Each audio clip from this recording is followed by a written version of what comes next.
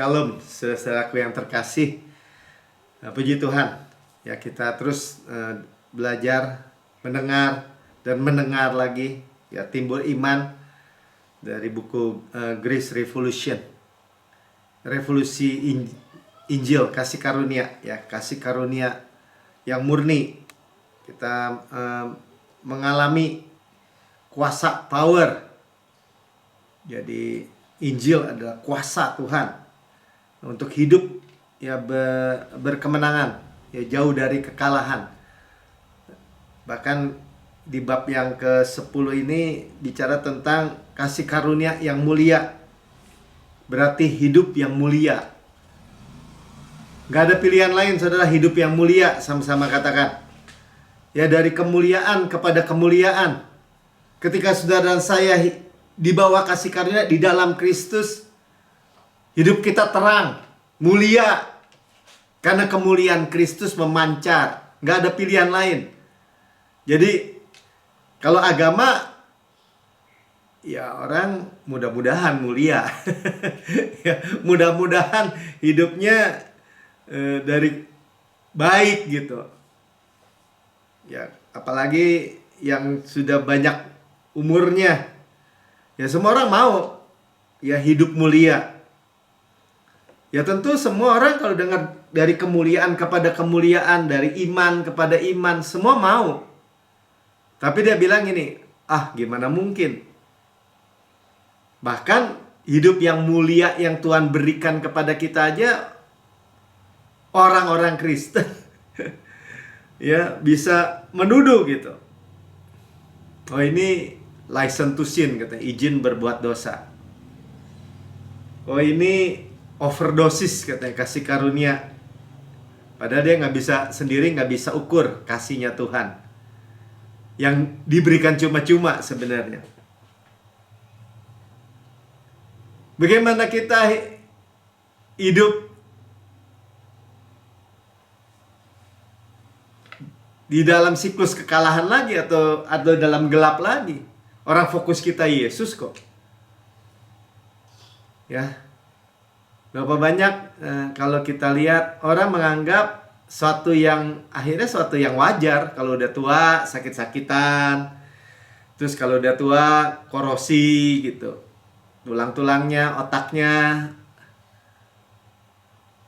pikun, Alzheimer, sendi-sendinya sakit, nyusahin orang. Yang sayangnya juga orang-orang Kristen banyak menganggap anak-anaknya hancur, keluarganya hancur, hidup dengan sakit hati, kekecewaan, dendam, keuangannya hancur, miskin, hatinya buruk, terus merusak diri. Kita pikir orang semakin tua semakin bijaksana. Di luar Kristus nggak ada jaminan. Sayangnya udah punya Yesus, tapi menganggap juga sama aja. Sebagai suatu hal yang wajar. Hidup rusak, miskin, hancur. Kalau kita percaya, nggak pernah terlambat sebenarnya, saudara. Di kapanpun terima kasih karunia, itu direstorasi. Langsung diubah dari dalam keluar. Mulia sekali lagi.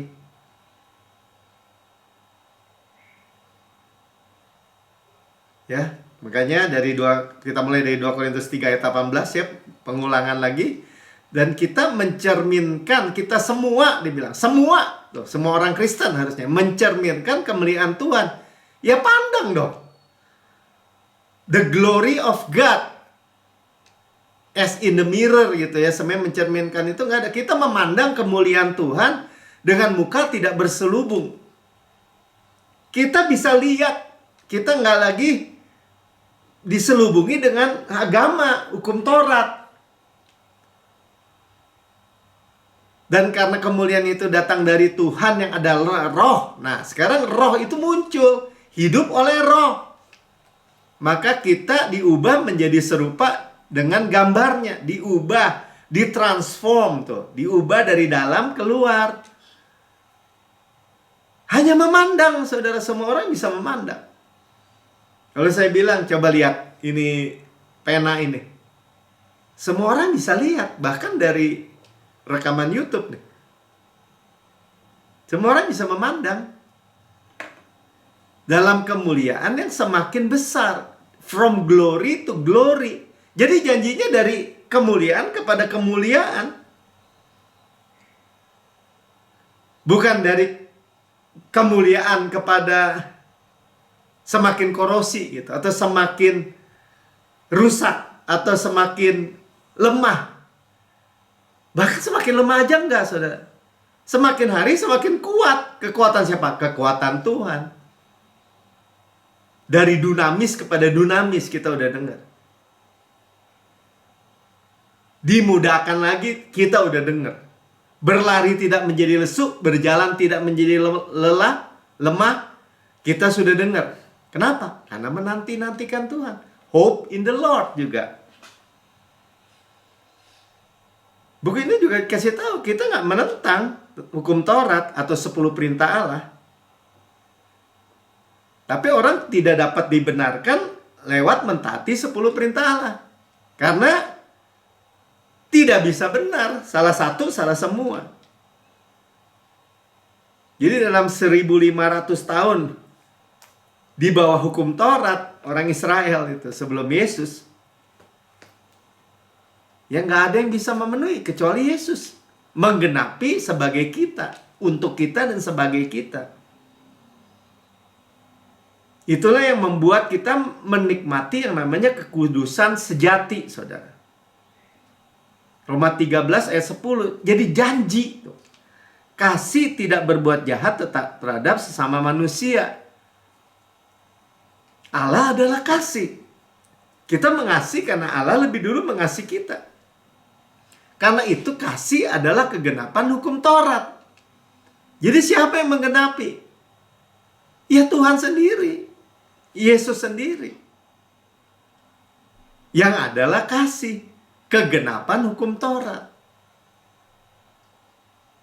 Itulah makanya karena ada Yesus di dalam diri kita, Roh Kudus dimeterai dalam diri kita. Roh Kudus itu jaminan untuk kita memperoleh semua penebusan itu.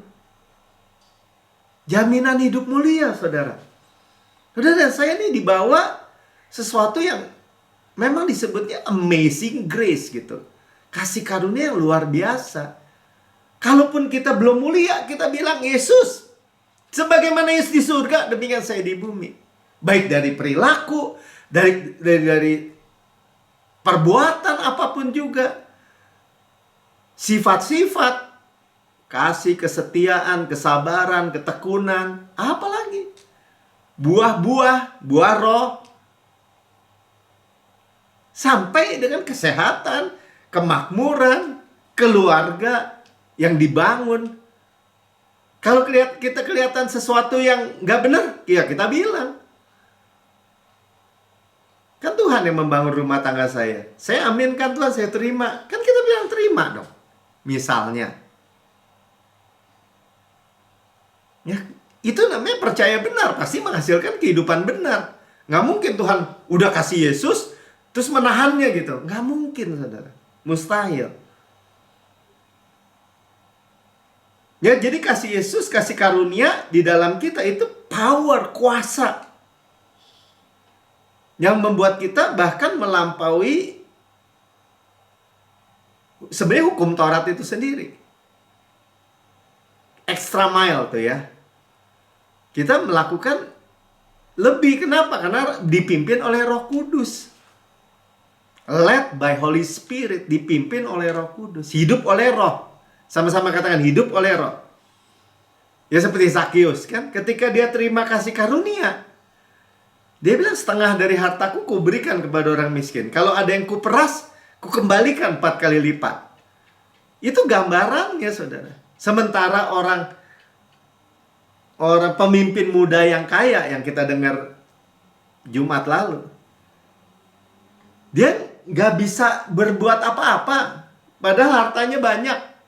Ketika Yesus bilang, jual semua, berikan kepada orang miskin, kemudian ikut aku. Ketika dia mau bertanya, bagaimana dia memperoleh hidup yang kekal? Nggak bisa.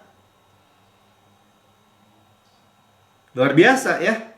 Jadi kita ini semua ini dari dia, oleh dia, kepada dia. 1 Korintus 1 ayat 29 sampai 30 kita baca. Supaya jangan ada seorang manusia pun yang memegahkan diri di hadapan Allah. Itulah kita terima supply, kita terima kasih karunia. Bukan dari saya, dari semua, dari Bapa. Modalnya dari Tuhan, katakan. Melakukannya Tuhan yang melakukan. Hasilnya kita yang menikmati. Kenapa? Kita di dalam Kristus. Tapi bagi kemuliaan Tuhan. Aman gak hidup kita? Mulia, saudara. Ayat 30, tetapi oleh dia kamu berada di dalam Kristus. Tuh kan? Kita berada di dalam Kristus. Ya, kalau mau bilang mau aman, kalau ini kita, ini Kristus, firman, kita di dalam Kristus. Jatuh sebentar. Ya, yang kelihatan adalah Kristus. Kita aman di dalam Kristus. Yang terlihat adalah Kristus. Kok bisa gitu?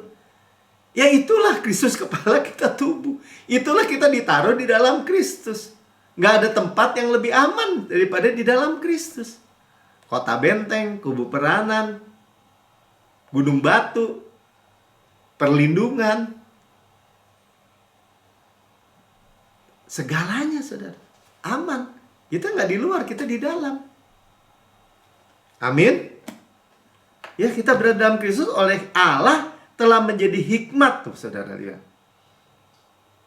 Karena kita di dalam dia di dalam kita. Sebagai apa? Sebagai hikmat. Banyak kan dalam kehidupan kita udah nggak tahu harus ngomong apa, atau mau berkata apa, atau mau melakukan tindakan apa. Ya kita bilang. Minimal kita bisa berkata, Kristus adalah hikmat saya.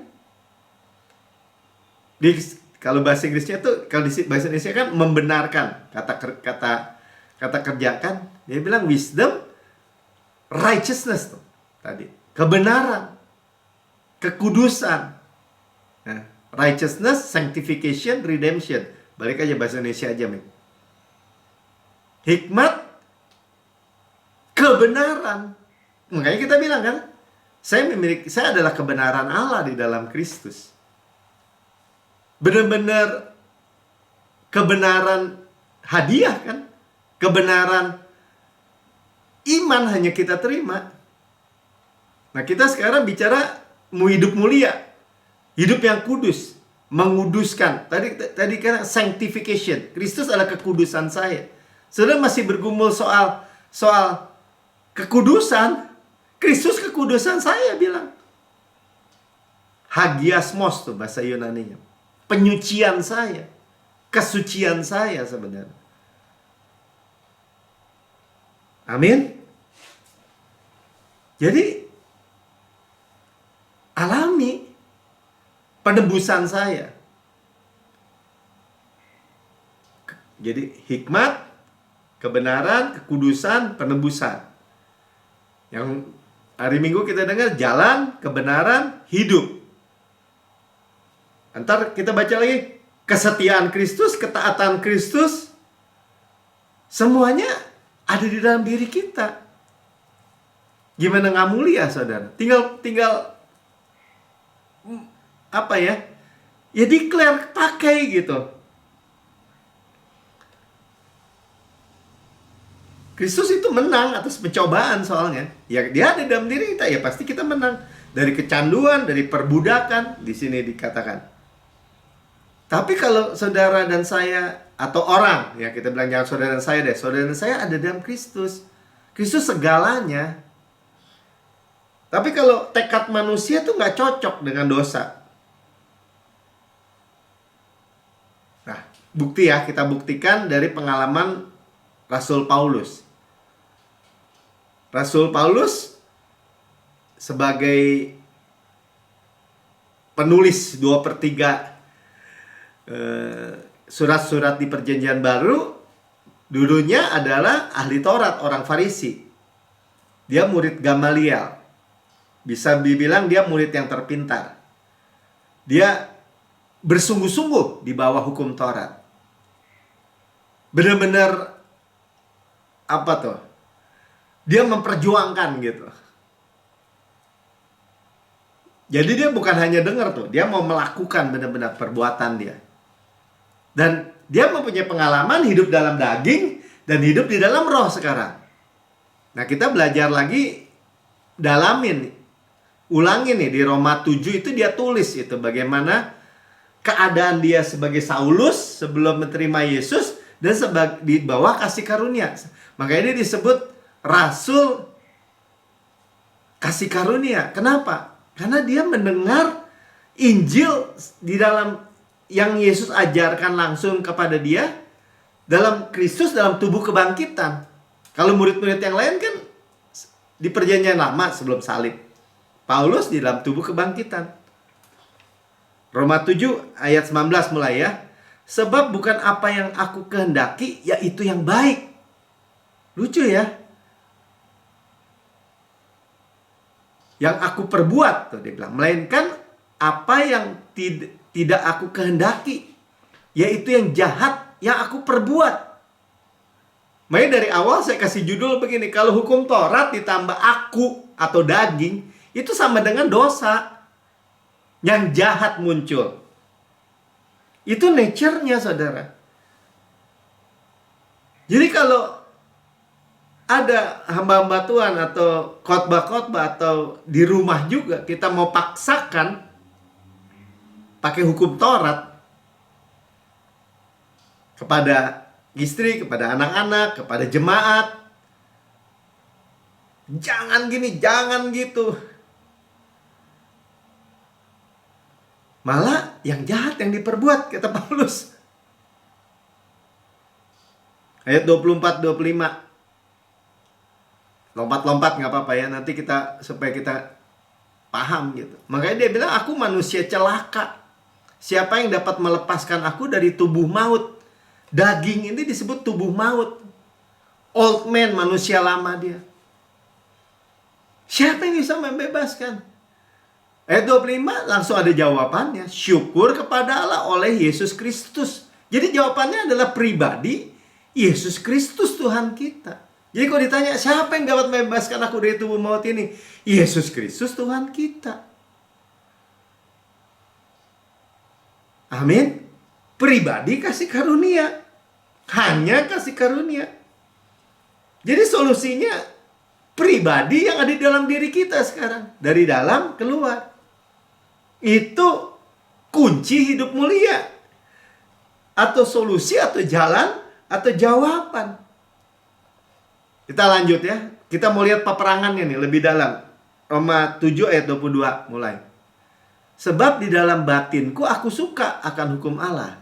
Kan dia orang Yahudi kan. Dari kecil itu dihafal itu. Perjanjian lama. Kejadian, Keluaran, Imamat, Bilangan, Ulangan. Semua. Nyanyian-nyanyian, Mazmur, Amsal, Khotbah. Nabi-nabi, nabi besar, nabi kecil. Aku suka, dia bilang, akan hukum Allah. 23.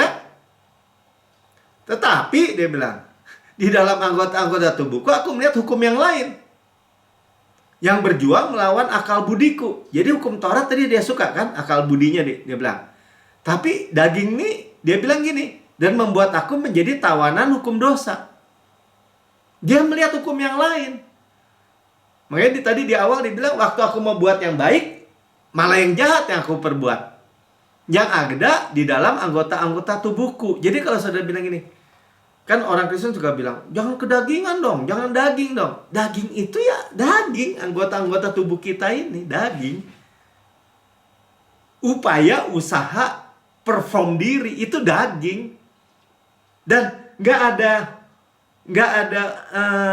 hukum lain. Kalau mau dibawa daging, ya hukum Taurat, hukum Allah yang kudus, benar, adil sebenarnya.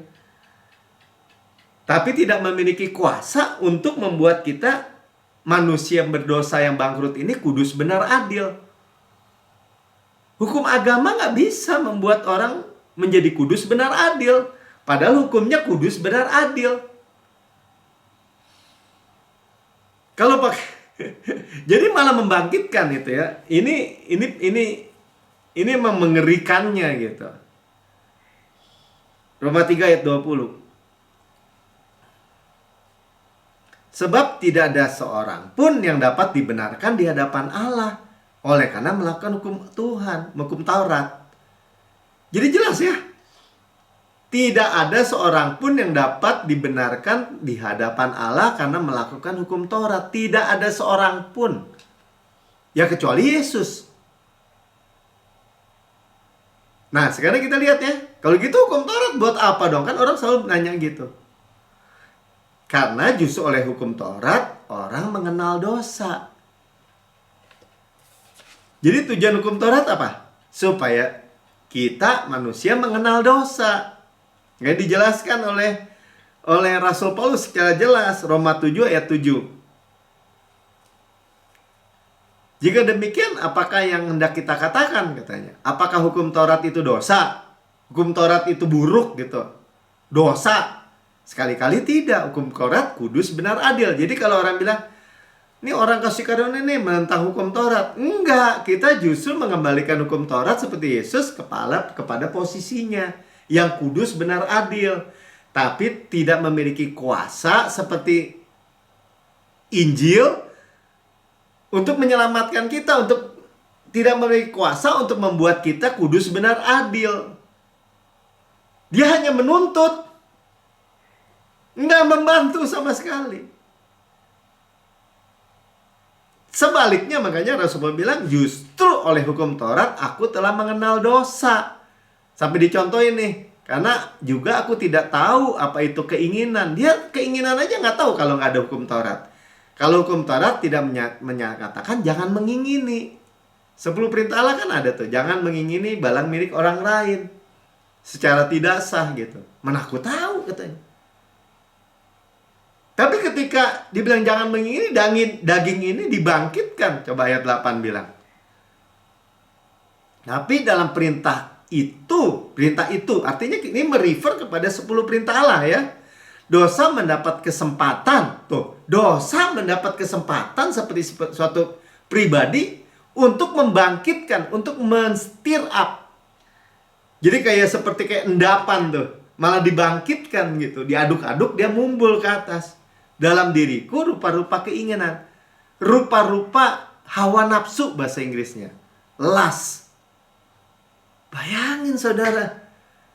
Hukum Taurat ditambah daging sama dengan dosa. Itu rumusnya. Tambahkan harus diperintah. Kasih karunia kebaikan Tuhan. Mesti ditambahkan. Dengan tuntutan. Hukum Taurat harus dihafalin. Harus, saya nggak mau mendiskualifikasi lagi orang Kristen. Kenapa? Malah dibangkitkan. Sebab tanpa hukum Taurat dosa mati tuh. Dosa nggak ada kuasanya bahkan tuh. Mati. Kan berarti kita bisa melihat gini. Oh, dosa itu benar-benar nggak punya cantolan dalam hidup saya. Kalau saya nggak mau hidup lagi di bawah hukum Taurat, tapi di bawah kasih karunia. Jadi saudara, saya bukan ngajarin yang nggak benar, baca aja firman Tuhan begitu jelas sebenarnya. Berapa banyak juga dalam kehidupan kita, kenyataannya juga begitu. Orang-orang yang di bawah hukum agama. Makanya kadang-kadang kita mikir ya, orang beragama itu kadang-kadang lebih sadis. Membunuh, benci. Ada bom bunuh diri, ada saling membunuh, jahat. Atas nama agama. Ngeri nggak? Demikian juga Paulus kan. Ketika dia jadi sebagai Saulus. Waktu dia kejar-kejar orang pengikut Kristus. Sampai Tuhan Yesus bilang, Saulus, Saulus, mengapa engkau menganiaya aku? Itu dia benar-benar bersemangat, bernyala-nyala untuk bela agama itu. Bukan untuk dirinya sendiri loh. Tapi dia bunuhin orang-orang benar. Aneh kan? Tapi tanpa hukum Taurat dosa mati, dia bilang. Ayat Ayat berikutnya kita baca yang 14 ya. Dahulu aku hidup tanpa hukum Taurat. Artinya dahulu sebelum dia sekolah, mungkin dia bilang aku nggak tahu nih. Akan tapi sudah datang perintah itu, 10 perintah Allah, dosa mulai hidup. Muncul tadi hawa nafsu, dendam, benci. Waduh. Ini ayat terbalik-terbalik ya saudara ya. Makanya kalau saudara dan saya sekarang bilang, apaan Pak Melki, kasih karunia terus. Kemurahan, kebaikan Tuhan, kasih Tuhan, damai sejahtera Tuhan, sukacita Tuhan. Kasih tahu penghukuman Tuhan. Orang Tuhan bilang gak ada penghukuman dalam Kristus, Tuhan juga lebih tahu daripada saudara dan saya. Justru di dalam tidak ada lagi penghukuman, perempuan kedapatan berzina, tidak lagi penghukuman, diberi kuasa untuk tidak lagi hidup di dalam dosa. Logikanya cuma sederhana aja, saudara. Sehingga kita hidup oleh roh, bukan hidup dari daging lagi. Daging sudah terjual. Dibilangnya sudah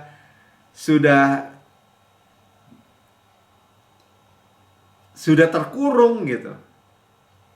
Kita terusin sampai selesai deh. Dosa hidup dia bilang, aku mati. Bayangin, dosa itu hukum Taurat itu membunuh aku, dia bilang. Makanya dia bilang, dan perintah yang seharusnya membawa kepada hidup, dia pengennya hidup kan. Bela Tuhan gitu, berjuang untuk Tuhan. Ternyata bagiku justru membawa kepada kematian. Udah bunuhin orang mati, dia juga mati, dia bilang. Rohnya mati. 11.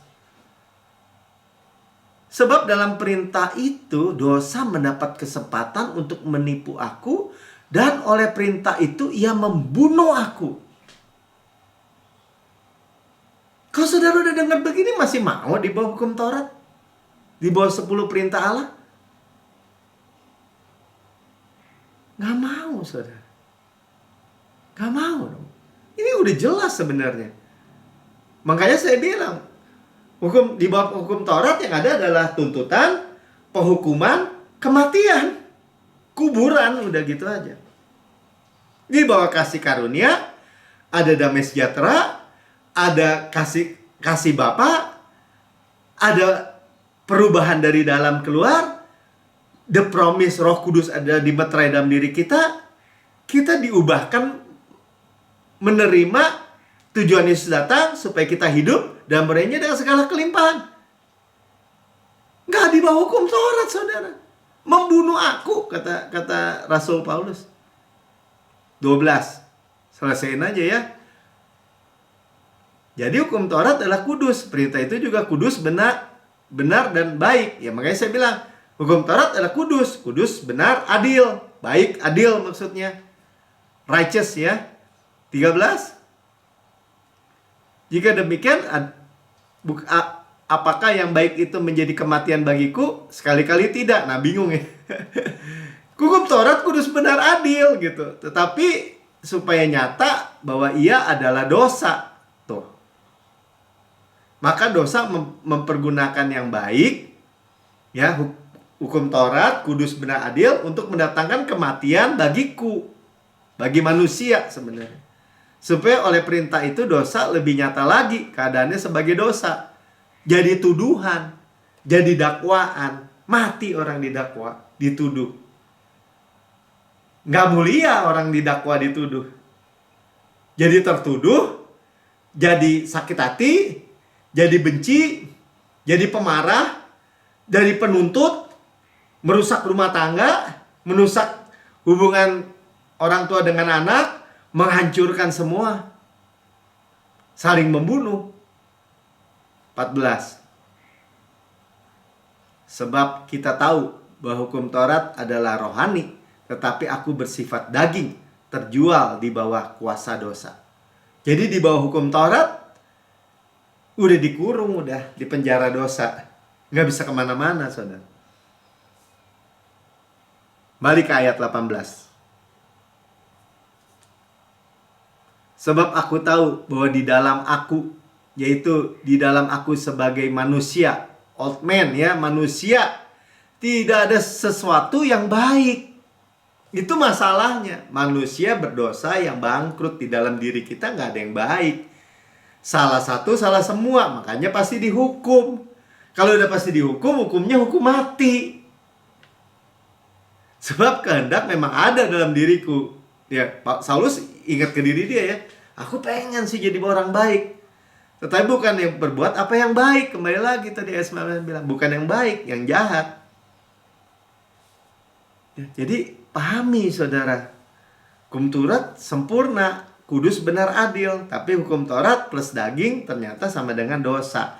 Ternyata hukum Taurat justru membangkitkan dosa dalam daging. Makanya hukum Taurat judulnya cuma penghukuman dan maut. Tapi kalau gitu buat apa dong hukum Taurat? Buat apa? Sebenarnya tadi Rasul Paulus sudah bilang, syukur kepada Allah di dalam Kristus supaya orang itu sampai kepada akhir daripada kemampuan dagingnya, dirinya, dan membutuhkan juru selamat. Amin.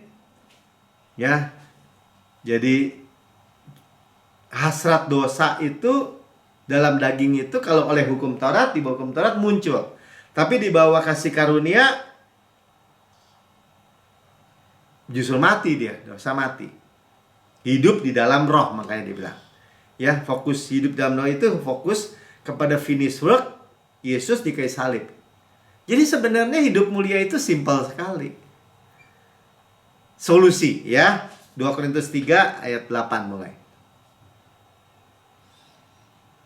Jadi sebenarnya saya juga kadang-kadang bingung juga nih, orang Kristen baca Alkitab nggak sih soal ini atau begitu? Ya memang terselubung sih ya.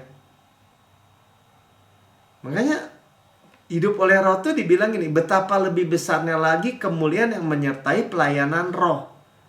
Jadi saudara, kalau saudara pikir, pelayanan roh itu harus kasih tahu penghukuman, tuntutan, 10 perintah Allah. Bukan. Pelayanan roh ini yang saudara dan saya selalu dengar. Injil Kristus, Injil kasih karunia, Injil damai sejahtera. Kabar baik, good news. Sekarang tidak ada lagi penghukuman dalam Kristus. Saya adalah kebenaran Allah di dalam Kristus. Sebagaimana Yesus di surga, demikian saya di bumi sekarang ini. Sekarang tidak ada lagi penghukuman. Segala dosa kita sudah diampuni. Masa lalu, masa kini, masa depan, selama-lamanya. Itu adalah pelayanan roh. Roh Kudus hanya mengingatkan apa yang Tuhan Yesus katakan. It is finished, sudah Tuhan Yesus katakan. Sudah selesai. Kamu milikku, milik Kristus, keturunan Abraham, berhak menerima janji-janji Allah. Menerima janji. Mana bisa hidup gak mulia kalau terima semua janji Abraham misalnya. Diberkati berlimpah-limpah, dimultiplikasi lagi. Gimana gak hidup mulia? Lihat bunga di padang. Tidak menabur, tidak menuai, tidak mengumpulkan bekal di lumbung, tapi didandanin. Gimana gak hidup mulia? Tubuh berkualitas, hidup berkualitas. Kristus semua ukurannya. Itulah pelayanan roh. Kebenaran iman, kebenaran hadiah, itulah pelayanan roh. Roh Kudus ingetin karya sempurna Yesus di kayu salib. Maksudnya begitu. Ayat 9. Sebab jika pelayanan yang memimpin kepada penghukuman itu mulia, jadi sebenarnya ada kemuliaan nggak? Pelayanan tuntutan, dakwaan ada, dia bilang. Betapa lebih mulianya lagi pelayanan yang memimpin kepada pembenaran. Pelayanan memimpin kepada kebenaran hadiah. Tuntutan aja bisa mulia. Makanya dicontohin Musa kan, ayat 10. Sebenarnya apa yang dahulu dianggap mulia, jika dibandingkan dengan kemuliaan yang mengatasi segala sesuatu ini, sama sekali tidak punya arti. Enggak. Sebenarnya pelayanan kemuliaan yang diberitakan Paulus ini, kita kasih karunia, itu sangat mulia sekali. Oke, 11 ya, saya mau kasih tahu ya. Sebab jika yang pudar itu disertai dengan kemuliaan. Jadi waktu Musa turun dari gunung Sinai, dia membawa 2 loh batu. Wajahnya bersinar karena dia lihat kemuliaan Tuhan itu. Dia tutupin. Bukannya supaya orang lihat tuh silau gitu, bukan. Karena dia tahu lama-lama pudar. Ya, betapa lebih lagi yang tidak pudar itu disertai kemuliaan.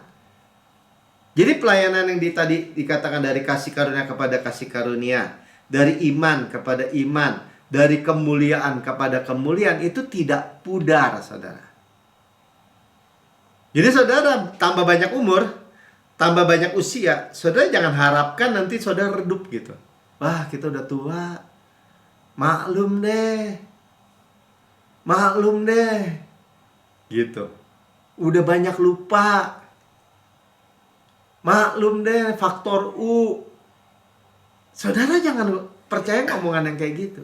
Kalau dia bilang, kita faktor U, Pak Melki, ya maklum deh, udah pikun, udah banyak lupa saya. Ya enggak, jangan diain saudara. Dalam hati lu aja, gue enggak. Kalau saya udah mulai belajar begitu deh. Kenapa? Kita memiliki hikmat Kristus. Mana hikmat Kristus pudar? Kita ditambah-tambahkan terus hikmat Kristus. Kebenaran, kekudusan, penebusan Kristus. Kita menerima yang mulia itu oleh Roh itu sampai kita menerima sepenuhnya.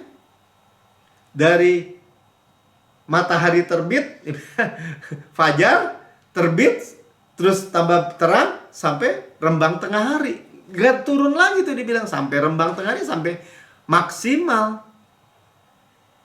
Amin. Ayat 14. Tapi pikiran mereka telah menjadi tumpul, sebab sampai pada hari ini selubung itu masih tetap menyelubungi mereka. Jika mereka membaca perjanjian lama itu tanpa disingkapkan, tuh ya. Ini bicara orang-orang Yahudi. Dan sayangnya orang-orang Kristen malah menyelubungi lagi wajahnya dengan di bawah hukum Taurat. Itu gak bisa lihat lagi, saudara. Nah, saya juga sering diskusi itu sama Daniel misalnya. Kenapa ya orang gak bisa lihat? Begitu gamblang, begitu mudah. Sampai kalau Rasul Paulus di Galatia bilang, kamu orang Galatia bodoh ya. Kristus, salib Kristus sudah begitu jelas digambarkan di depan kamu. Kamu gak bisa ngelihat juga itu kemuliaan. Tapi memang dijelaskan, hanya Kristus saja ya yang diurapi, artinya kita diurapi oleh Roh Kudus yang dapat menyingkapkannya. Selubung itu sudah dibuka dalam diri saudara yang mendengar Injil kasih karunia kabar baik ini. 17 sampai 18. 17 aja kali ya. Sebab Tuhan adalah Roh tuh. Di mana ada Roh Allah, di situ ada kemerdekaan. Jadi kalau saudara bilang, oh ini pelayanan Roh, tapi kita harus di bawah hukum Taurat juga, bekerja sama. Saudara, itu campur-campuran gitu, balik lagi tuh di bawah hukum Taurat. Jadi kalau hukum Taurat itu daging itu maksudnya perjinan, percampuran, itu perbuatan daging. Kalau daging ya daging. Tadi anggota-anggota tubuh nih, semua kekuatan sendiri, tekad diri itu daging, namanya juga daging. Tapi kalau pelayanan Roh atau dibilang Tuhan adalah Roh, di mana ada Roh Allah, di mana ada Roh Allah? Ya di dalam diri saya, di dalam diri saudara, dimeterai dalam diri kita. Di situ ada kemerdekaan. Kemerdekaan dari apa? Oh, merdeka bikin dosa. Itu mah bukan merdeka, saudara. Itu terikat dengan dosa, siklus kekalahan, siklus pecundang, hidup gak mulia. Itu mah jalan menuju jurang. Apa tuh? Putaran ke bawah itu, down spiral, spiral ke bawah. Kalau merdeka gimana? Ya hidup mulia, merdeka dari dosa, merdeka dari kemiskinan, merdeka dari penyakit, merdeka dari kehancuran rumah tangga, merdeka dari anak-anak yang rusak, yang hancur, misalnya begitu.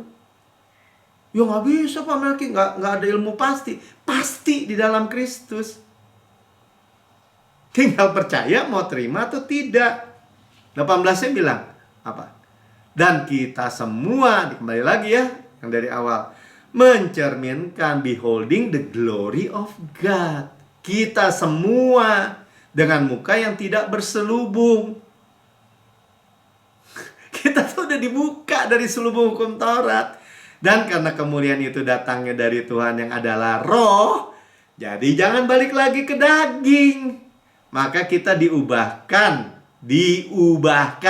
Ayo berubah, kamu harus berubah. Bukan, kita diubahkan menjadi serupa dengan gambarnya di dalam kemuliaan yang semakin besar. Bahasa Inggrisnya from glory to glory, dari kemuliaan kepada kemuliaan. Nggak sama lagi, semakin besar, semakin mulia, semakin terang, semakin bersinar, semakin menjadi berkat. Amin. Ya, saya nggak panjang lebarkan firman Tuhan malam hari ini. Saudara yang mendengar di rekaman YouTube, saudara berkata, saya mau hidup mulia, tapi saya belum pernah menerima Yesus sebagai Tuhan dan Juru Selamat pribadi. Ini waktunya, saudara. Ikuti saya berdoa. Ikuti ya, katakan, Tuhan Yesus yang Maha Mulia, saya menerima Engkau sebagai Tuhan dan Juru Selamat pribadi saya. Dengan mulut saya mengaku, dengan hati saya percaya bahwa Engkau telah mati buat saya, dibangkitkan karena pembenaran saya, naik ke surga, duduk di sebelah kanan Allah Bapa, dan mendudukkan saya bersama-sama dengan Engkau di surga yang mulia.